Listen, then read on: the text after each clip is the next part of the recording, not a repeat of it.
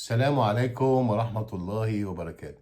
أعزائي مشاهدين متابعين قناتي، أهلا وسهلا بيكم. الكورة دايما مجنون.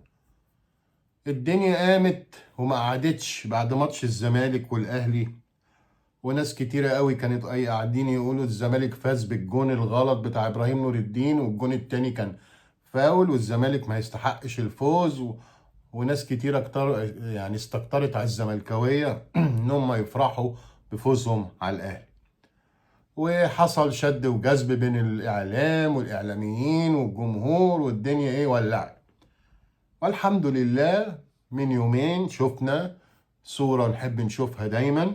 شفنا كابتن محمود الخطيب اللي كلنا بنحترمه قاعد جنب كابتن حسين لبيب رئيس نادي الزمالك في فرح ابن أشرف قاسم، وأشرف قاسم كان قاعد، والزملكاوية والأهلاوية قاعدين مع بعض، الخطيب وحسين لبيب، وبيتكلموا وبيضحكوا ومفرفشين في الفرح.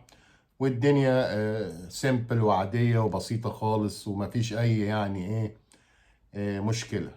يعني عايزين نهدي الجو ونهدي التعصب بين الجمهورين. الأهلي فريق عظيم، جمهوره فوق راسنا من فوق، واحنا برضو كزملكاوية فريقنا عظيم وجمهورنا وفي وجميل وكبير وكتير، ومش عايزين تعصب ونزعل بعض ونزعل من بعض. اخواتنا كلنا اخوات. وماتش الزمالك والاهلي عدى، واديكوا شفتوا حسين لبيب قاعد مع محمود الخطيب، ومفيش مشكلة خالص. فيا رب دايما روح الود والمحبة والوئام تبقى موجودة كده دايما بين الإدارتين وبين كمان الجمهور. مفيش داعي نقلب الماضي ونقعد نجيب بقى حاجات من الماضي تزعلنا من بعض. ماتش وعدى، وياما الدوري الأهلي كسب الدوري وكسب الزمالك، وياما الزمالك إن شاء الله يكسب الأهلي والدوري، والحياة تستمر.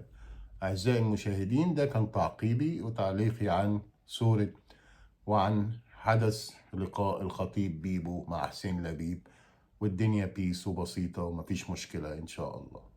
أهلا وسهلا بيكم، وشكرا لحسن المتابعة، وكل سنة وانتم طيبين. ميرسي.